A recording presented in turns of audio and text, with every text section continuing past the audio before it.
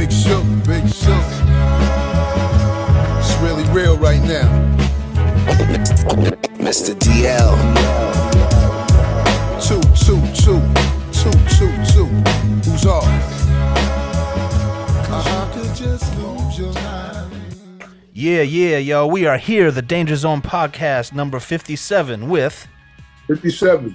Big Shook. Mr. DL and Chef Tanya Nicole, welcome back, everybody. hell yeah, it's been a good week. Yeah, man, you know, we here, man. Another week, you know, another day of life, another chance at this madness. You know, what's going on, man? You got anything going on? I just finished mastering my next album. I'll announce who it's for next week because it'll be a little closer to the release date, but I just pretty much spent the week doing that. What about you, Chef Tizzle?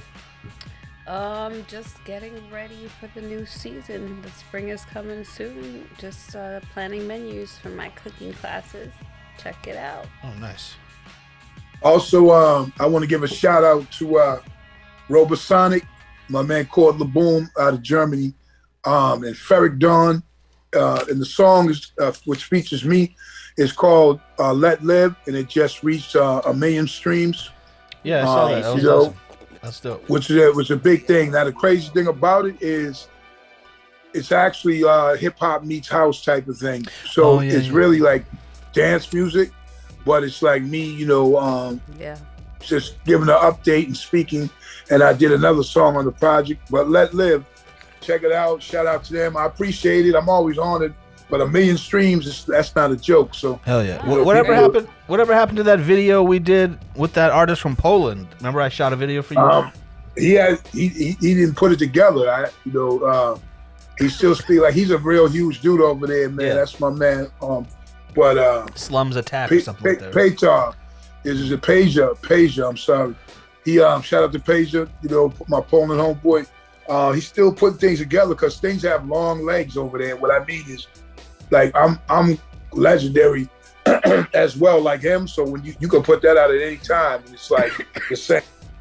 Boom. The song was the Black Album, some hardcore joints. So, you know what I mean? Shout out to him as well. But I feel like that's dope. Unless it's from the 80s, you can pretty much put a new rap beat to any acapella, you know, any good rhyme, and it might still stand up. I feel like, unless it's like an 80s flow, maybe that might not work out. But or 70s, because that's a different flow. Yeah. So if anything, they probably would have to chop and screw something like that, or chop it.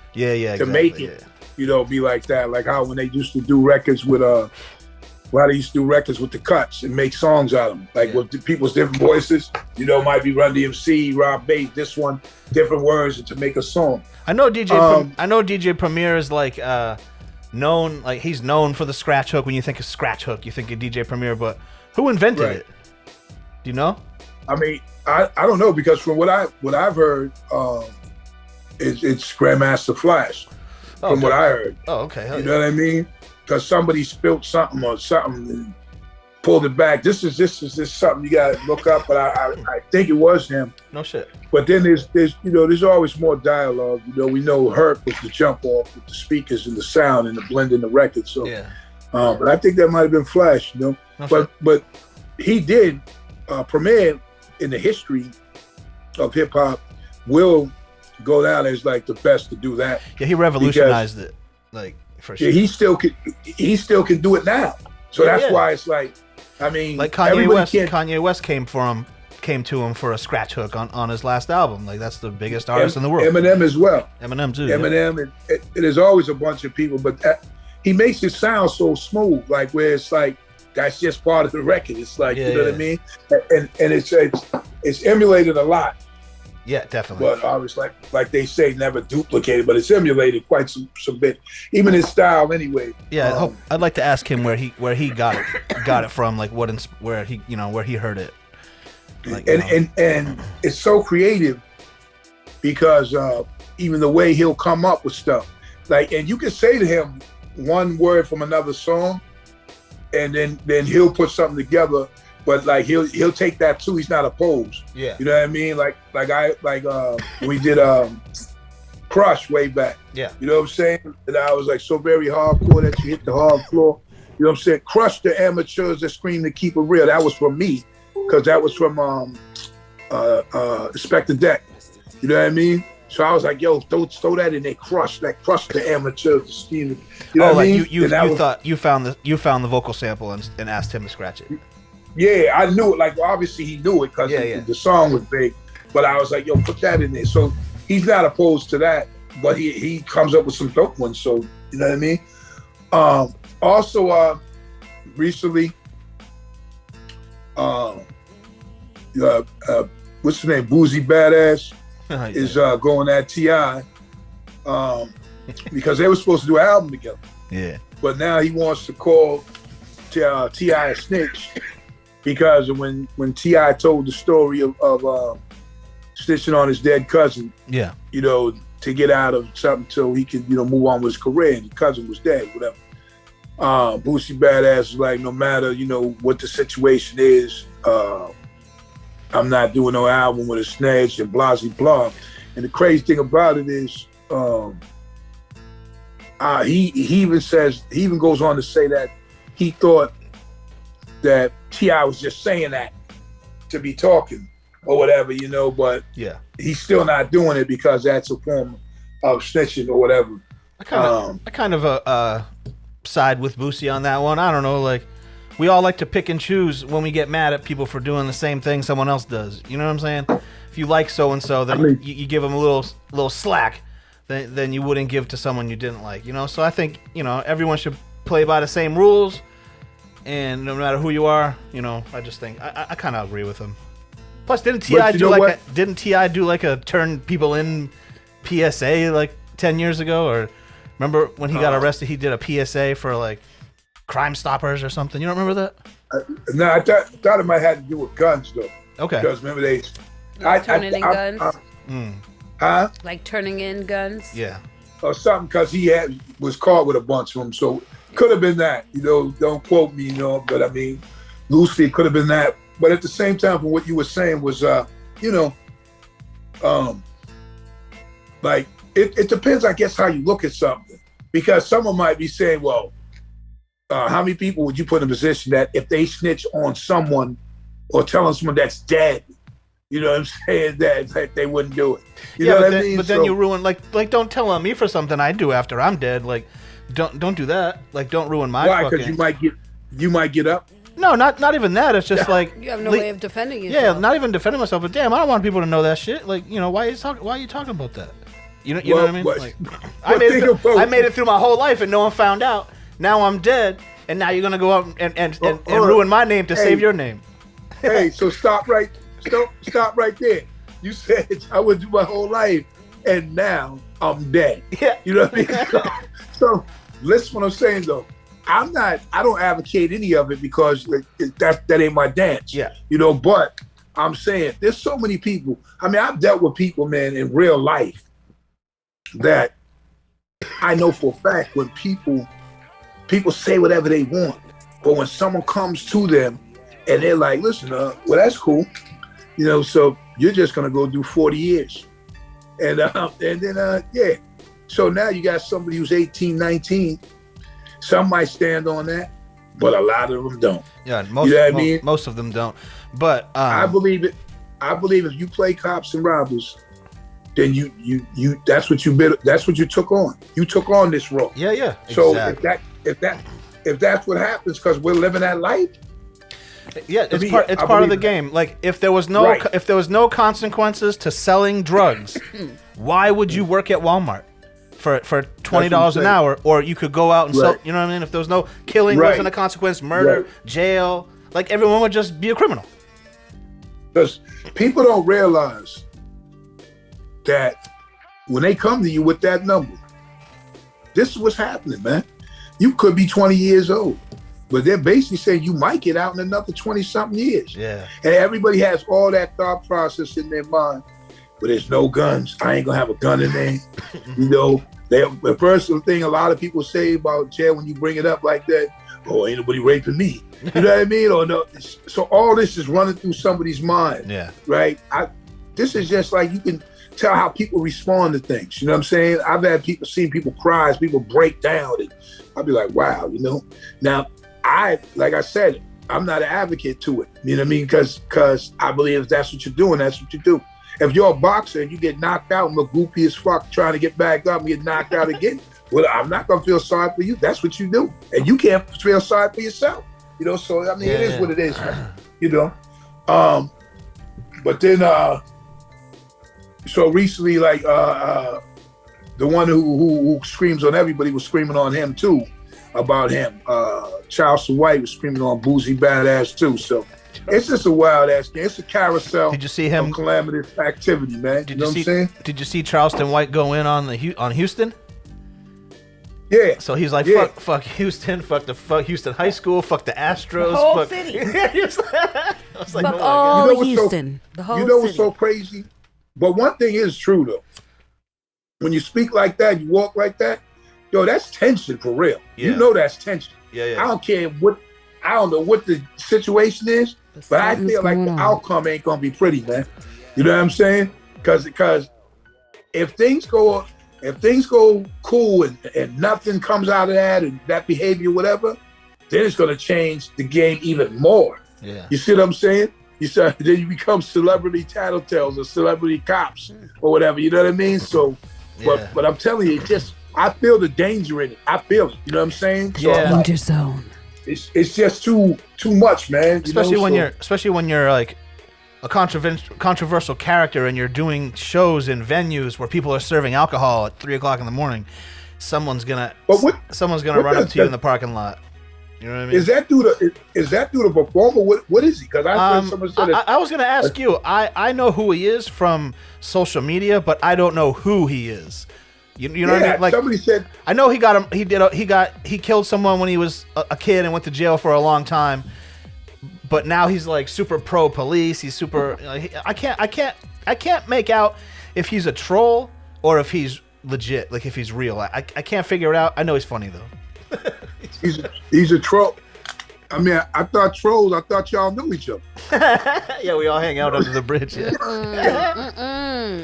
Hey, I thought your feet stick to the ground with those red boots, and then they go like this. Yo.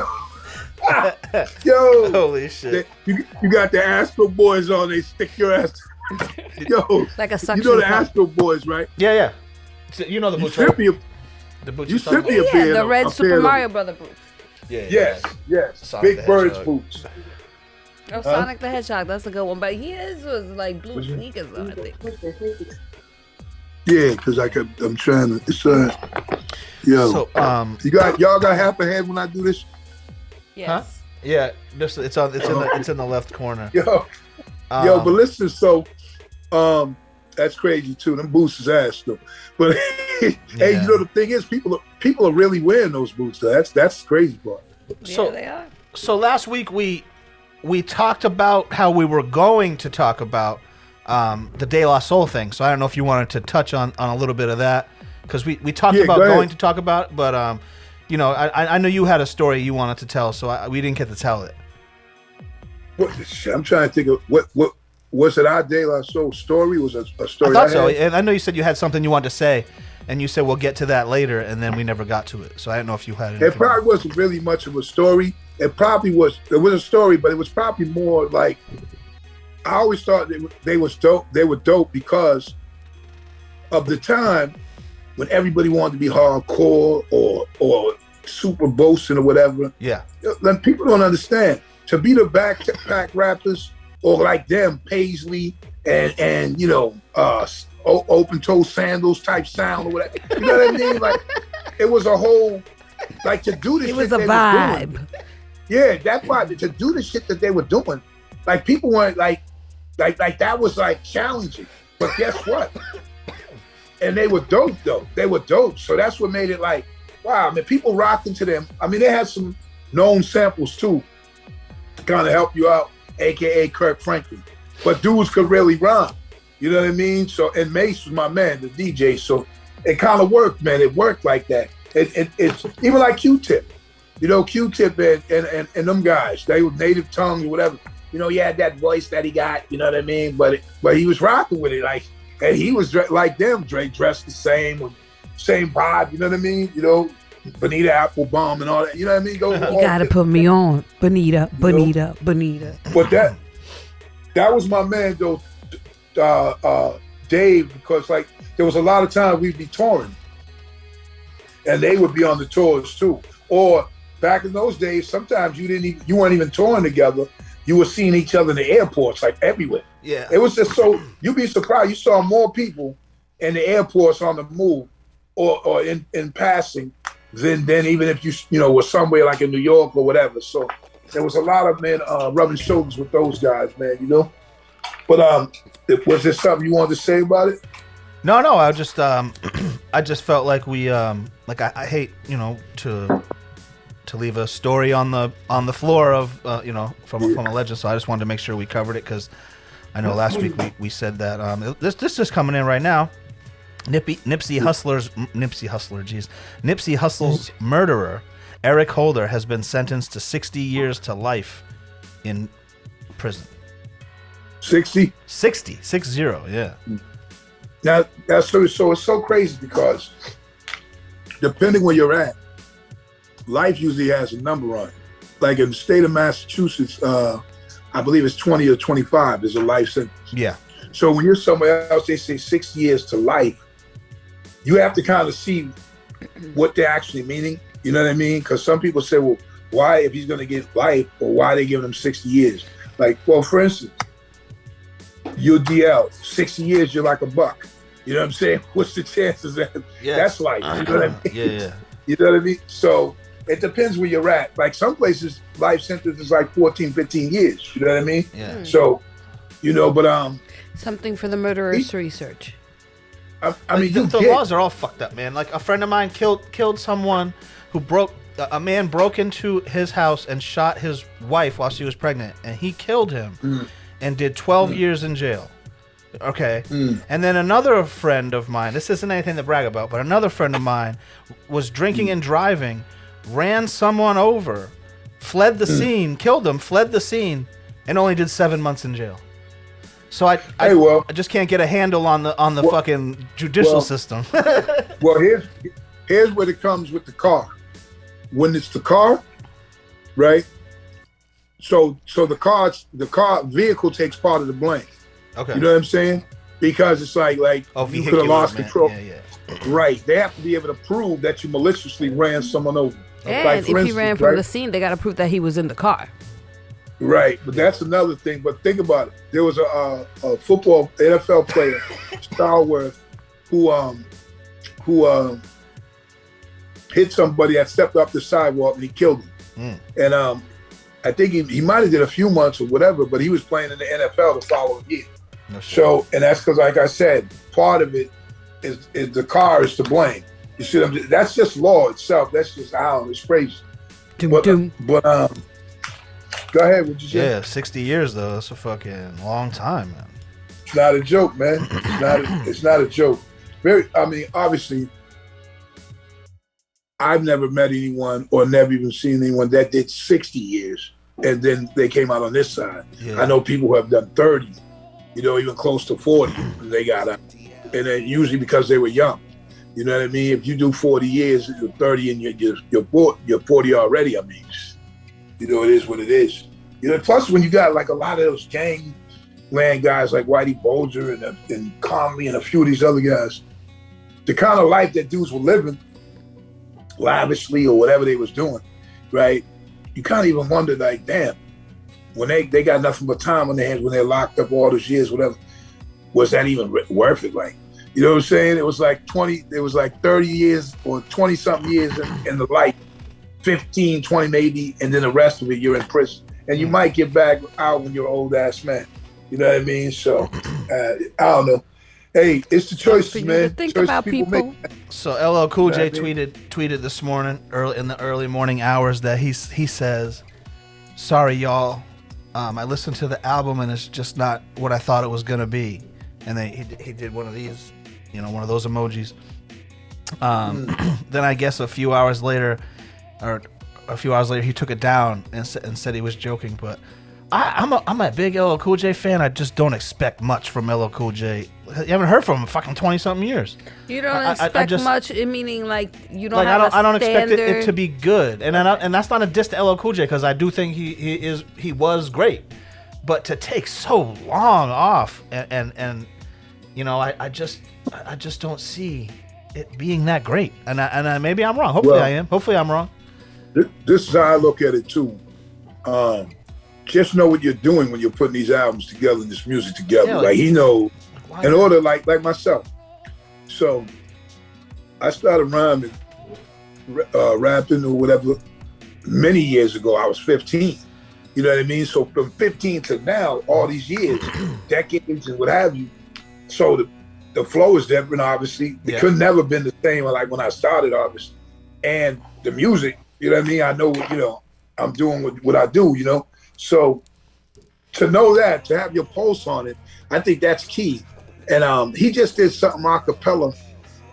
I want to say he did something a cappella, I want to say maybe a few months back or whatever, and that shit was dope. That shit was fire. So, I mean, he had the same aggression, he had the same, you know, what he was saying, it was dope. Like, so, I don't know, man, we'll see. Yeah, I think he's gonna have, I always root for him, but I just don't. Go ahead, Tanya. No, I was just gonna say I can say I have no expectation of what that album's gonna be, but that I don't think it's gonna be good. I don't know. I feel like even though he's been out of the game, he hasn't been out of the limelight. He knows what's going on, so it depends. Is he gonna go old school style with a new sound? Is he gonna go pop rap? It just depends. That's impossible. That's impossible to do that though. You know, old school anything. See, the thing is too, you gotta remember, like that's like why you don't see new records basically from Kool Moe Dee, right? You don't see basically it's a lot of dudes. Yeah. Curtis Blow. Well, a lot of guys like, and it's, again, this isn't a diss. This is just how I feel. Fucking, they didn't progress their style. They said, "This is how I rap. I know everyone else is changing, but I'm just gonna rap like this." And eventually, it just got old. Like, it just sounded so dated that people were like, "Nah." Like, I don't really hear people listening to 80s rap. Like 80s rap, not really. There's a few songs, a handful of songs, but you rarely hear a song drive by playing fucking a 80s rap record. Like, but it was the figure out. It was a figure it out years. You know, there's a few guys who have so many classics where they still basically rock off it. Like if you get a Big Daddy Kane, KRS-One, Rakim. KRS-One, I hear people play KRS-One. But he's one that I hear. This is what happens. People have put these guys on some, you know, current songs. Yeah. You know what I mean? Those few guys, not everybody. Yeah. But some guys, but some guys you can't. Some guys you can't put on like that because of their flow, their style. You know what I mean? Yeah. I feel like Ice Cube, you couldn't put him on a lot of records because I never heard him rhyme on something where he sounded a little different. Some of those guys he does have he does flow the same, but I think his flow is one of those guys whose flow was timeless. There was no pause breaks in between like back in the day. He had a slow flow, but it was a continuous flow that went, and I feel like you could still throw a 86 verse on to a new beat and it might hold up. You could do that on, like, with the way music is today. Like, obviously, you know, someone could find a way to do all of that, you know, including yourself. You know, somebody gave you 10 of them joints from the 80s. You could make it sound like something. You know, I know Premier could do it. There's a few people could do that. So, but like I said, I'm not clamoring for. I mean, these guys have become iconic. Like him and Ice-T. Like, I don't want to. Like, I'm not looking to hear Ice-T record, but shout out to Ice-T for getting his Walk of Fame, though. Ice-T, I'll give you, but Ice Cube, I'll have to disagree because Ice Cube got some big records in the last 5-6 years. That, you know what I mean? He's still... So what in 5 years? What record you talking? Well, he had a number 4 record last year on the Billboard charts with Big Subwoofer, which was him. What was it? It was called Big Subwoofer. It was him, Snoop Dogg, E40, and Too Short. I'm not sure who produced it. Sorry, but E40. Yeah, they have a group called Mount Westmore. It's those 4 guys. And before that, in recent years, he had, you know, Everything's Corrupt, Gangsta Rap Made Me Do It. I think what it is you know, like when you least expect it, you know, records could come out and maybe everybody's not following it, but the people in their lane are. You know what I mean? Like Cypress Hills. You know, dudes like put out that joint when you did the video. Like a lot of people that's in that lane was like fucking with it. You see what I'm saying? Oh but yeah. then you'll get people. The 20s video. Yeah. You get people outside of it. You know, where it's, you know, I mean, that's it's just different. There's so much music being released. It's just impossible to consume it all. You know, it's crazy. Oh yeah, of course. I mean, I wholeheartedly agree with that. On another note, there's a tour that's going on or coming on soon. Oh, I think I know what to say. See what it is. Wait a minute. Make sure you hit that like button. Wait. Hold on. Make sure you like and I think subscribe. it's I know it's Yellowfoot. Oh, Yellow It's Wolf. Yellow Wolf. Mercules. Yellow Wolf. Huh? Jelly Roll. Yeah, Jelly Roll, Yellow Wolf. Mercules. Who else? Who? Mercules. He's from Canada. He's big. I got a couple songs. Yeah, so they have a tour coming up. I guess it's supposed to be some big tour. You know what I mean? Yeah. So they're suiting up for that. And also, what's his name? French Montana. French Montana has been, I guess just recently was said that he's been the most downloaded American. Oh, African. Black American. Yeah, African American. No. African-born artist. Yeah, that's it. Yeah, so I he's saw been the that. most downloaded. So shout out to him. I mean, that's dope. You know what I mean? Hey, I'll give you that. You know what I'm saying? Yeah, that's cool for Black History Month. You know, little. Of course. It's pretty big. I don't know much of his music, but Me neither. Yeah. Just all the way up with Joe. Just all the way up with Joe and them. I guess it's 3-6 Mafia, Yellow Wolf, Jelly Roll, and more. yeah. You know what I mean? So the huge tour is called the Back Road Baptism Tour, coming to a city near you. Yeah, they're So, coming. They're coming here. They're coming to Mansfield, I think. Yeah, they coming to the Back Road Baptism. So we'll be around. Speaking of Black history, Holy water. 1965. A couple of days ago, but it was just this week. Yep. Malcolm X was assassinated in New York City at the age of 39. Those who might not know, Malcolm so X was an activist, very powerful man, very powerful black man with a very powerful message. And the powers that be in those times, they weren't ready for that. So they assassinated Luther King, and they obviously JFK, and Malcolm X was assassinated a couple of days ago, 1965. So we're bringing attention to that. Also, since we're on Black History Month as well, if the next thing I'd like to speak about was if you ever heard of Paul Williams, I'm going to tell you a little bit about Paul Williams.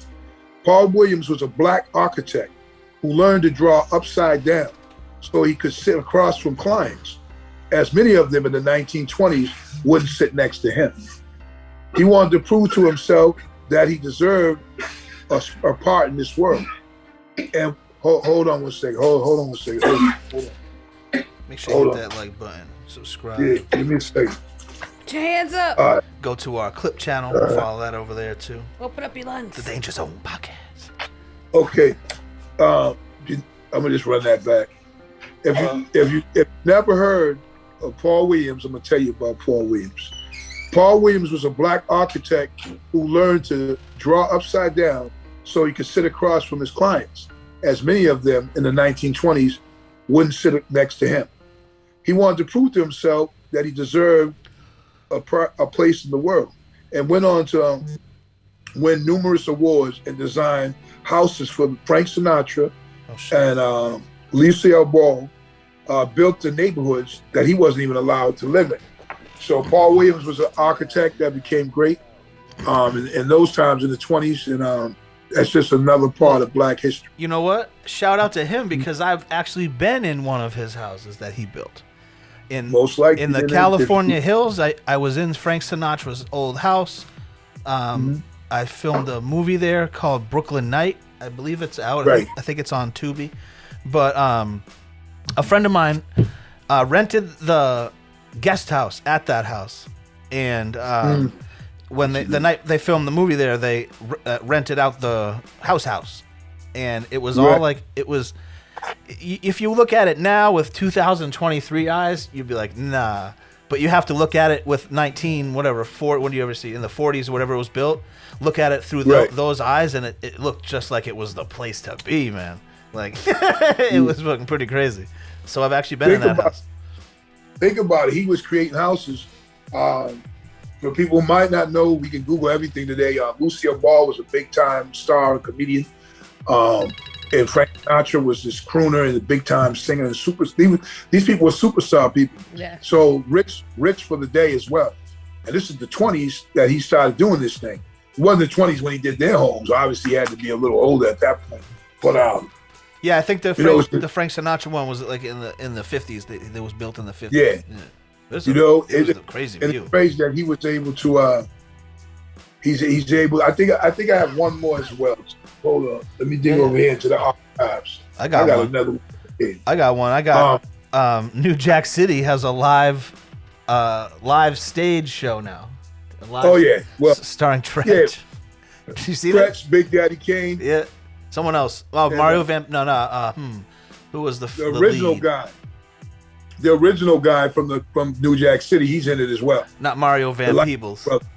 No, not him. Oh, it's I know he. Man. I know who you're talking about too. He was billed first. He had the top billing, and then the other guys were below him. But yeah, because it was in the original movie. Yeah. So if you want to go see New Jack City play, which I don't, but I mean, if you want to go, He said, which I don't. The danger zone. I ain't mad at them, but I'm just that. Get your money, man. I would, I heard rumblings. I heard rumblings about. It's been so long since I saw New Jack City. Did Wesley Snipes die in that movie? I didn't see it. Don't ruin it for me. I don't think he did. All right, so I heard rumblings that he's doing a new Jack City. It's the new. Everything's new. I mean, they just did with Jack Harlow, right? They did White Man Can't Jump. Yeah, I didn't see it, but I know you're talking about. Oh, they made the White Man Can't Jump again. Again. I heard it's actually kind of good, like, because I guess he can play ball a little bit, So okay, because he got a little bit of soul. We'll have to see. But another one more Black history moment. Oh, sorry. Go ahead. We'll try to come back to this because I wanted to talk about the slam dunk contest, but since we were there. Yes. But we'll wait. We'll come back. He used to bring his people up. Isaac, his name is Isaac Burns Murphy. He was born on April 16, 1861, and he died February 12, 1896. Heralded as one of the greatest race riders. He was a jockey, which was, a jockey, like a horse jockey. Yes. Oh, okay. He was known as one of the greatest race riders in American history. Isaac Murphy became the first jockey to win 3 Kentucky Derbies and was the first jockey to be inducted in the National Museum of Racing Hall of Fame. Since 1995, the National Turf Riders Association has given the Isaac Murphy Award to the jockey who has the highest winning percentage for the year in North American racing. So today, just want to bring it to the memory of Black history, Isaac Burns Murphy, a jockey and also a black man. Well, go ahead. I wanted to shout out Ice-T again. We brought him up a few times on this podcast, but today we're bringing him up because he now has a star on the Hollywood Walk of Fame. Yeah. Pretty cool. That's what I said. That's what I said earlier. Congratulations. You said that earlier? Yes, he did. I must have missed it. I must have been doing audio stuff. Well, we could say congratulations to Pharrell Williams because he was named Louis Vuitton's men's creative director. So that's like a really big. That's big. Yeah. Like he's a fashion icon basically. And for them to hand that over, Louis Vuitton is a fashion icon brand. It's been around for hundreds of years already. So congratulations to him. Shirts. He's going to be setting trends. Everybody going to be wearing what he wants. Not me. But he Lil Wayne. But remember earlier, what I was saying, because remember, if you remember, we were talking about Ice Cube and Ice-T with the flows and all that. Yeah. And that's what I shout out to Ice-T for getting his Walk of Fame. He did say that. Cypress Hill has a star on the Walk of Fame. I haven't seen it yet in person, but I heard it's right outside Shake Shack, so it's like a perfect spot. Yeah, you know what I'm saying? Everybody gonna see it. You know. So But you were speaking on the sports level as far as shout out to Jason Tatum first and foremost. I'm a Boston fan. For being the MVP, I actually called that. I'll tell you that in a minute. But he scored 55 points. Yep. The most points scored ever in a basketball All-Star. So he's in the elite company with that. But the thing is, people trip on it because in the All-Star game, it's not like Team Giannis won like 184 against Team LeBron like 179, some crazy shit. Yeah. Whatever. But the thing was, they never played real defense in the All-Star game. Back in the day, I think they would be a little loose early 70s, 80s, stuff like that. Yeah. But then it would get tight the last quarter. Yeah, whatever. I'd want to play I'd want to play hard if I was playing with the best guys. I'd be like, oh fuck, I'm the best guy. I'm better than Jordan. I'm playing. You know what I mean? This is my time to shine. You know what I mean? It used to be more competitive like that. Now it's kind of like just a high show, dog and pony type show. It gets a little snug in the fourth quarter. You know what I mean? It's for the fans. Yeah. But because the way it is now, the side stuff is more entertaining as far as, hence, the three-point shooting contest, the skills, and the aforementioned dunk contest. Oh, yeah. Right? That's what you and what you spoke on.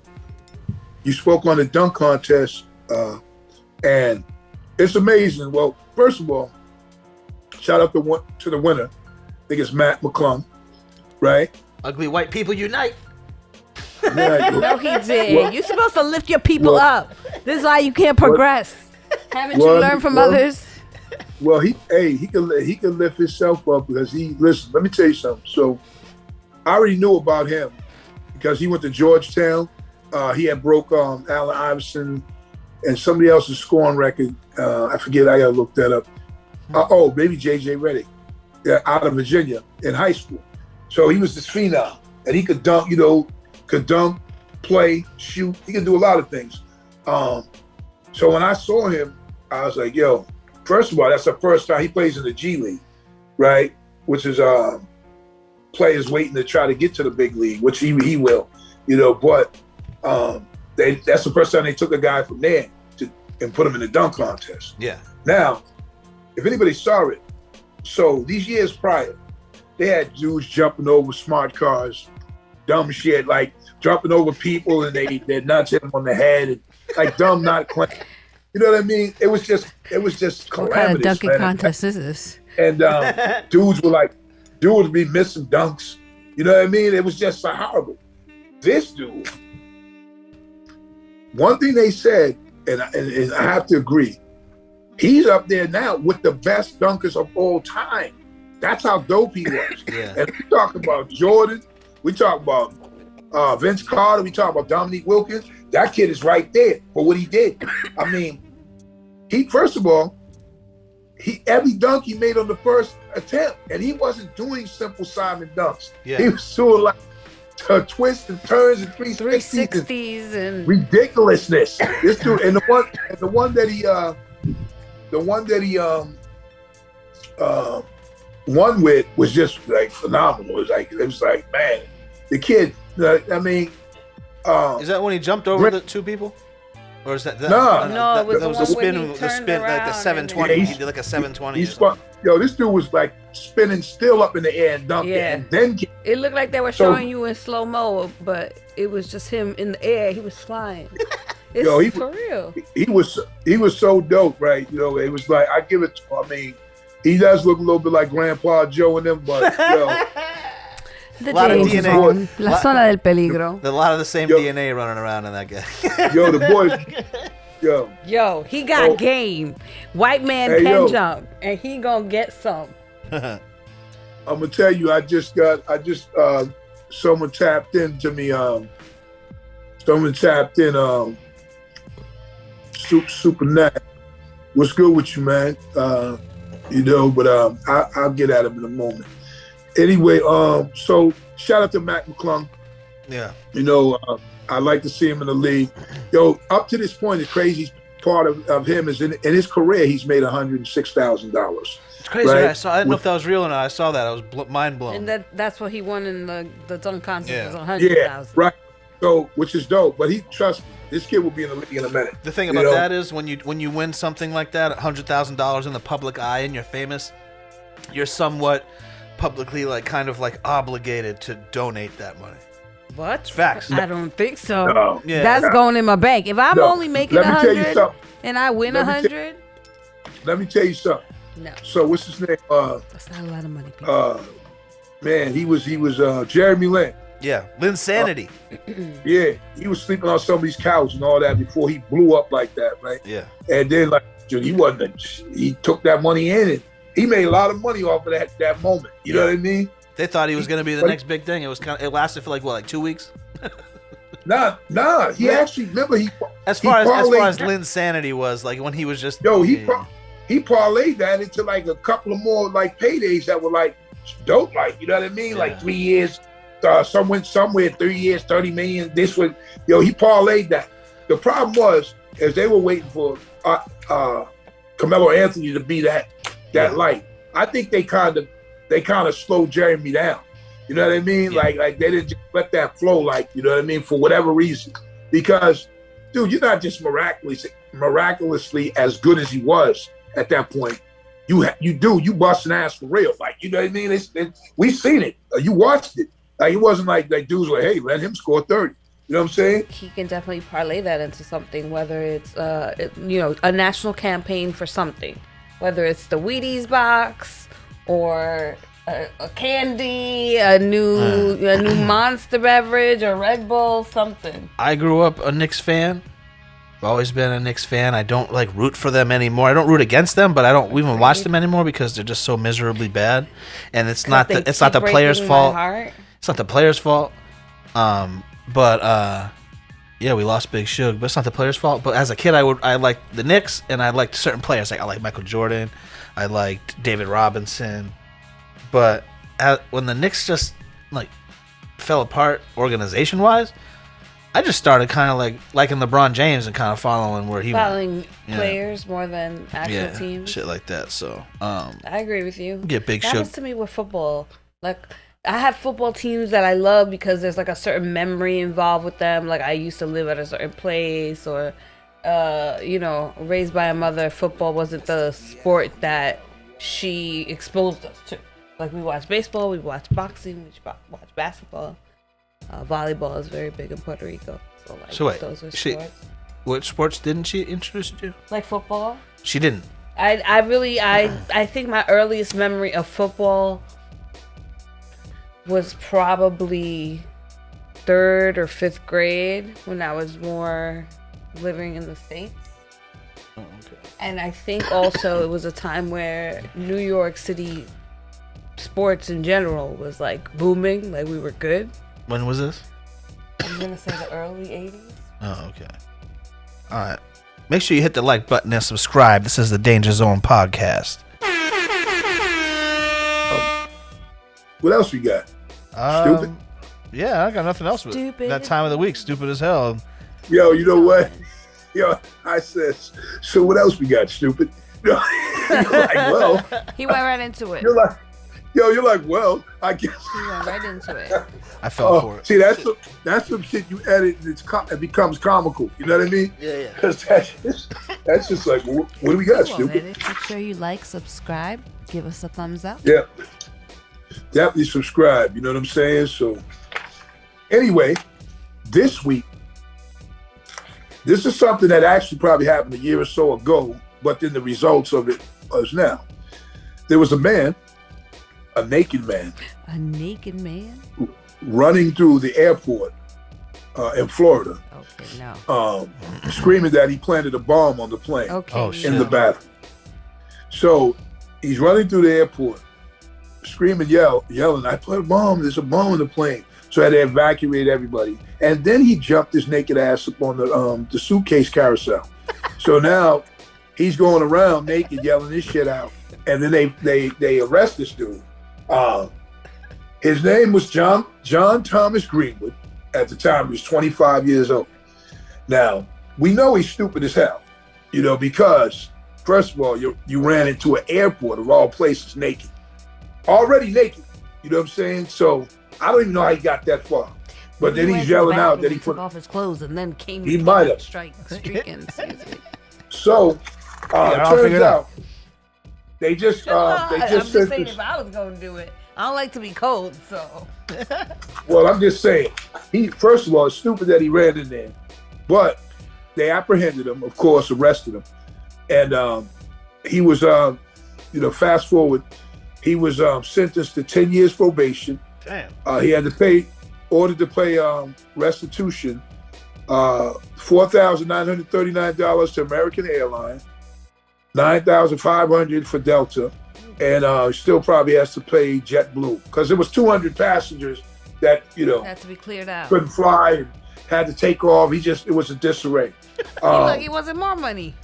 And after he got sentenced, he did admit that night or whatever when he was all right that he had been taking Molly and shit. other drugs. I knew it was gonna be drugs. You know what I'm saying? Blaming it on the chicks. Yeah. So he said he was high on Molly and various drugs. So it was wild. And that's some people's form of partying. That probation. So, like a bomb in these days. Yeah, I'm surprised he only got 10 months probation. 10 years. That's a long time. That's true. Well, you know, but you said you had a bomb. 10 years probation is a long time to not get in trouble. Let me explain something. Yes, like sir. DL saying.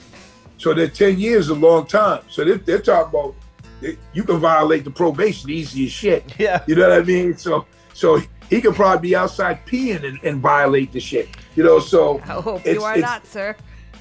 And that's why they gave you 10, but you're free. You know what I mean? And some other kind of prison. That's what that sounds like. But some people though, like, damn, I really did that stupid shit. So this week, stupid as hell is John Thomas Greenwood. He's 27 now. John, you're stupid as hell. And maybe next time, shit, you won't get Molly or get Molly Watts. You done fucked your fun time. You got 10 years or you can't have no kind of fun time. I don't know. I mean, if having fun is being naked going around the suitcase carousel, I don't know what this boy was thinking. You know what I'm saying? He should have. And you know when the suitcases come out the hole like that, boom, boom. Yeah. He should have went down in there. They had to antibacterialize that whole thing. Yeah. They would have found him. Yo, maybe found some luggage, found a suitcase and put some clothes on. He lucky nothing got nipped. Yeah, that shit's kind of wild. Well, there you have it. It was just us. 1, 2, 3, or should I say 1, 2, 3? Trace. Boricua. 1, 2, 3. This is definitely that. Episode 57 is in the books. We're glad you stopped through. To hang with us. Always know that excuses have no purpose, so don't make them. Don't make them. As we grow, we glow. Hey, appreciate y'all coming through. Episode 57. All right, peace. On my dark days, I chopped crack on the regular. Ran up in spots and clapped on the regular. Took big fat ass stacks from the register. No matter how hard they tried, they still couldn't measure the hard I have.